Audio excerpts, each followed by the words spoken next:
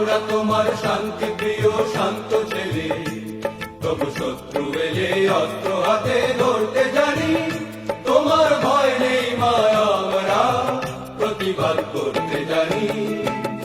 মা